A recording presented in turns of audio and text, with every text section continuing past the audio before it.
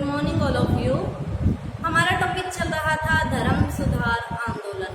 हम धर्म सुधार आंदोलन के कारणों के बारे में चर्चा कर रहे थे कि धर्म सुधार आंदोलन क्यों हुआ, क्या कारण थे, क्या परिस्थितियां थी। ठीक है, तो हम लोगों ने दो कारण पढ़ लिए थे, पुनर्जागरण का प्रभाव और चर्च के संगठन में कुछ दोष आ गए थे। ठीक है, चर्च क्या थी? ईसाई धर्म, यूरोप का जो धर्म था कैथोलिक धर्म, ईसाई धर्म, उसका परंपरागत स्वरूप कैथोलिक चर्च कहलाता था।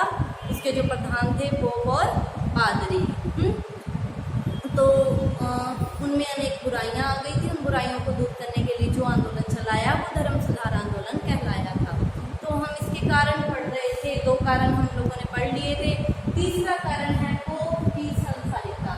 देखो, जो चर्च का प्रधान अधिकारी होता था, मैं आपको पहले भी बता चुकी हूँ, पोप कहलाता था। ठीक है, वैसे तो इनका जीवन कैसा होना चाहिए? आदर्शपूर्ण होना चाहिए, ताकि इन्हीं के नक्शे कदमों का अनुकरण करते हुए प्रजा भी एक नैतिक जीवन जी सके। लेकिन पोप और पादरियों का जीवन भ्रष्ट था, विलासी था। ठीक है, ये लोग क्या कहते थे? कहते थे हम ईश्वर हैं और हमने जो कहा है वो ही शाश्वत सत्य है। ठीक है, इनकी प्रजा के धार्मिक कार्यों में कोई रुचि नहीं थी, या ये अपना व्यक्तिगत कार्य देखते थे या फिर राजनीति में हस्तक्षेप करते रहते थे। ठीक है, वैसे ये जो पोप और पादरी होते थे, इन्हें विवाह करने की अनुमति नहीं थी, ये लोग विवाह नहीं करते थे और जनता को दिखाने के लिए विवाह करते भी नहीं थे। लेकिन नन्स के साथ इनके क्या होते थे? अनैतिक संबंध होते थे। ठीक है, और इसमें से जैसे एक ये जो पोप हुए थे, ये अपने अनैतिक संबंधों से उत्पन्न संतानों को चर्च के ऊंचे ऊंचे पदों पर क्या कर देते थे? नियुक्त कर देते थे और जनता से ज्यादा मात्रा में कर मांगते थे। और उस कर से ये लोग क्या करते थे? शराब पीना, जुआ खेलना। जैसे एक पोप हुआ था, पोप लियो दसम, जो जुए का बड़ा शौकीन था, वो जुआ खेलता था और जितना भी जनता से कर आता था धार्मिक कार्य के लिए, वो सारा पैसा वो जुए में लगा देता था। ठीक है, जैसे एक पोप हुआ था, पोप अलेक्जेंडर, उसने अपनी जितनी भी अवैध संतानें थी, अवैध संबंधों से जितनी भी संतानें हुई थी, उन्हें चर्च के ऊंचे ऊंचे पदों पर नियुक्त कर दिया था। ठीक है, और ये क्या कहते थे? हमने जो बात कह दी वही कानून है। ठीक है, और इनके कानून क्या है? हर वक्त चेंज होते रहते थे। किसी अपराध के लिए कोई सजा मिल रही है, उसी अपराध के लिए किसी को कुछ और सजा मिल रही है। मतलब इनके कानून क्या थे? अपनी मर्जी के कानून थे। जहाँ इनका जो मन आता था उसको ये वही सजा दे सकते थे। कोई भी कानून नए तरीके का अपने मर्जी से ये लोग लगा देते थे। ठीक है, और मन आता था उस गिरजाघर को ये क्या कर देते थे? बंद कर देते थे। और जब जिस मन आता था उस गिरजाघर को बंद कर दिया तो वहाँ के लोगों के धार्मिक संस्कार संपन्न नहीं हो पाते थे। और ये कहा जाता था कि जिस व्यक्ति के धार्मिक संस्कार संपन्न नहीं होंगे उसे मोक्ष की प्राप्ति नहीं मिलेगी। ठीक है, तो जनता क्या थी? इन लोगों से क्या हो चुकी थी? परेशान हो चुकी थी। और ये लोग मन आता था उसी व्यक्ति को क्या कर देते थे? धर्म से बहिष्कृत कर देते थे, धर्म से उसे क्या है? निकाल देते थे। और लोगों में खौफ फैला हुआ था कि अगर हमें धर्म से बहिष्कृत कर दिया तो हमें क्या है? जो जीवन का उद्देश्य है मोक्ष, वो हमें क्या है? नहीं मिल पाएगा। ठीक है, और ये जो पोप और अधिकारी होते थे, पोप और पादरी लोग, ये जो छोटे छोटे चर्च होते थे, इनमें नए पादरी की नियुक्ति योग्यता के आधार पर न कर पैसे के बल पर ये नियुक्ति कर देते थे। इसमें ये नहीं देखते थे कि इस व्यक्ति को ज्ञान है, ये व्यक्ति के धार्मिक कार्य संपन्न करवा सकता है या नहीं। जहाँ से पैसा मिल गया उस व्यक्ति को ये ऊंचे पद पर नियुक्त कर देते थे। ठीक है, पैसे के बल पर पोप और पादरियों की नियुक्ति होने लगी, जिसे क्या है? धर्म का बिल्कुल भी नॉलेज नहीं होता था और व्यक्ति को वास्तव में जो धार्मिक ज्ञान है वो नहीं मिल पाता था। ठीक है, और वैसे तो धर्म के अधिकारी थे, राजनीति में इनका कोई रोल नहीं होना चाहिए था, लेकिन राजा की नियुक्ति ये स्वयं करते थे। राजा कोई अपने पद से क्या कर देते थे? कई बार बहिष्कृत भी कर देते थे, निकाल भी देते थे। ठीक है, और ये क्या है? ये जो पोप और पादरी होते थे, ये अपने चर्च में या अपनी प्रॉपर जगह ना रहकर जहाँ इनका मन होता था ये वहाँ जाकर रहते थे। ठीक है, तो ऐसी परिस्थितियों में पोप और पादरी धर्म से संबंधित है, लेकिन उनकी तो ध्यान ही संसारिकता में था। ठीक है, तो इन बुराइयों के कारण लोग क्या हो गए, सचेत हो गए और लोगों ने आंदोलन कर दिया। ठीक है, अगला कारण माना जाता है धर्म सुधारकों का योगदान। उस समय के कुछ महान व्यक्ति हुए, महान प्रतिभा के जो धनी थे, उन्हें धर्म में बुराइयां नजर आई और उन्होंने इसके खिलाफ आंदोलन किया। तो ये कौन कौन से सुधारक हुए हैं, हमें सुधारकों के बारे में देखते हैं। तो इन सुधारकों में सबसे पहला नाम आता है जॉन वाइक्लिफ। जॉन वाइक्लिफ, अब ये जॉन वाइक्लिफ कौन थे? ये जर्मनी के ऑक्सफोर्ड विश्वविद्यालय में प्रोफेसर के पद पर कार्यरत थे।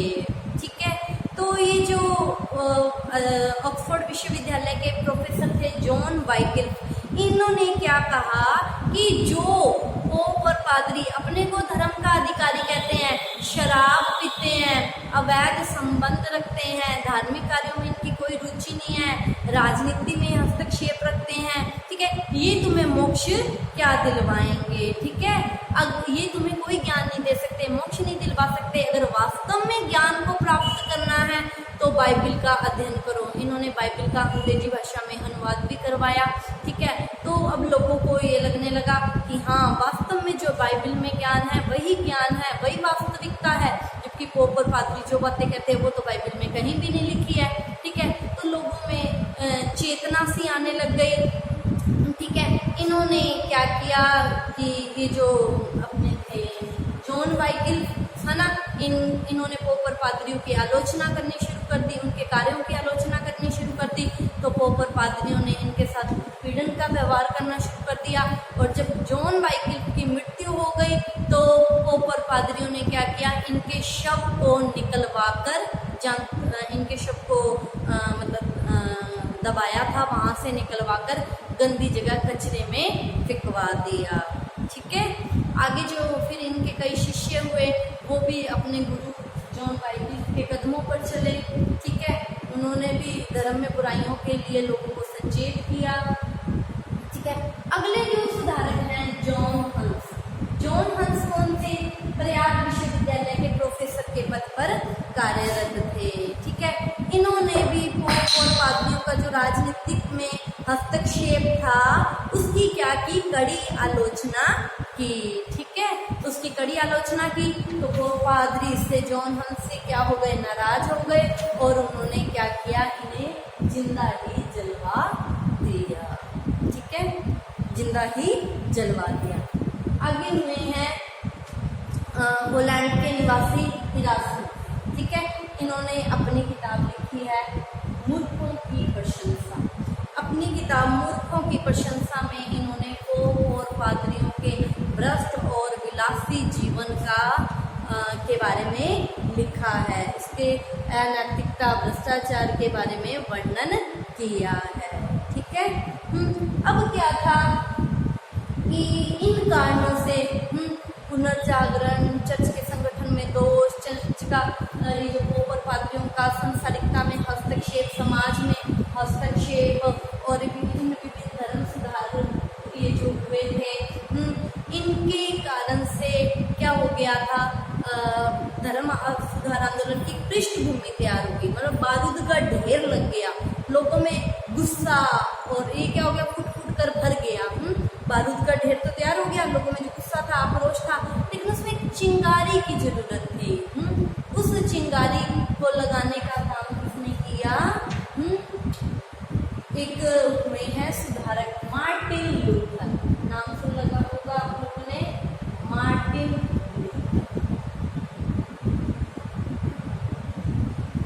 मार्टिन लूथर ने उसमें चिंगारी लगाई और वो बारूद क्या हो गया, फट गया, जिसे क्या कहा गया, धर्म सुधार आंदोलन शुरू हो गया। अब ये क्या, कैसे बारूद फटा है ना, हम लोगों ने बारूद का ढेर तो बना लिया, अब इसमें चिंगारी कैसे लगी, मेन कारण क्या था, अब हम उस मेन या तत्कालीन कारण के बारे में पढ़ेंगे। तो देखो, मेन कारण था पाप विमोचन पत्रों की बिक्री।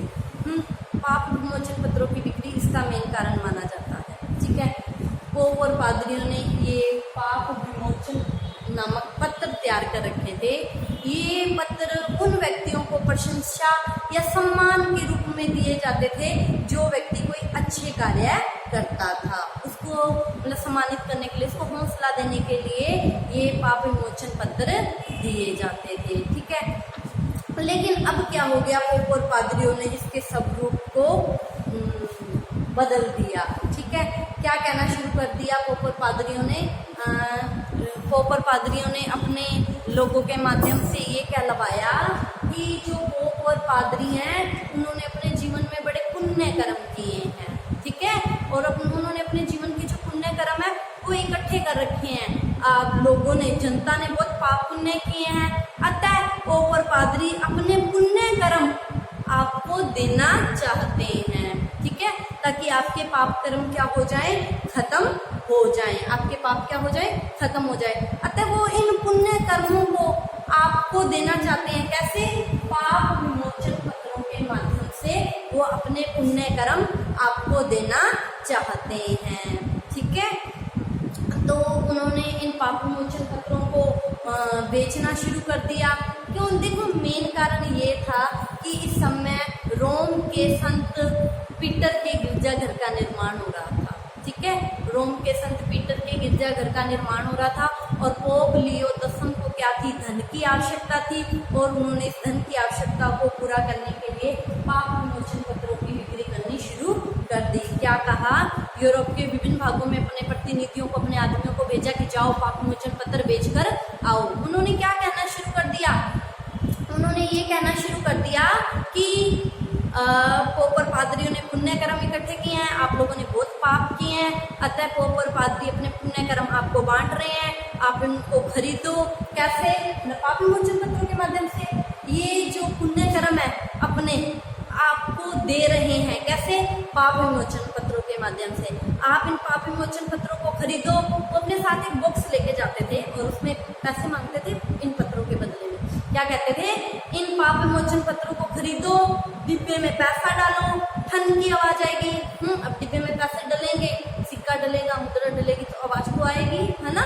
तो क्या कहा? इन पाप विमोचन पत्रों को खरीदो, बदले में बॉक्स में पैसा डालो, और जैसे पैसा डालोगे ठन की आवाज आएगी। जैसे ठन की आवाज आएगी तुम्हारे सारे पाप खत्म हो जाएंगे और तुम्हारी आत्मा सीधा स्वर्ग में प्रवेश कर जाएगी। ठीक है, तो ये थे पाप विमोचन पत्र। अब क्या हो गया? टेटजन नामक एक प्रतिनिधि जर्मनी के बिटनबर्ग नामक स्थान पर इन पाप विमोचन पत्रों को बेचने के लिए गया। ठीक है, उसने वहाँ सारी बाजार में गया, भीड़ इकट्ठी कर ली और उसने इन पाप विमोचन पत्रों को बेचना शुरू किया कि खरीदो, डिब्बे में पैसा डालो, ठन की आवाज आएगी, आत्मा स्वर्ग में प्रवेश कर जाएगी। ठीक है, तो उस भीड़ में एक विद्वान हुए अपने मार्टिन लूथर, वो भी मौजूद थे। उन्होंने क्या कहा कि ऐसे तो आदमी पाप कर ले, डिब्बे में पैसा डाले और उसकी आत्मा स्वर्ग में चली जाए, है ना? ऐसे मोक्ष की प्राप्ति नहीं होती, ऐसे पाप कर्मों से मुक्ति नहीं मिलती।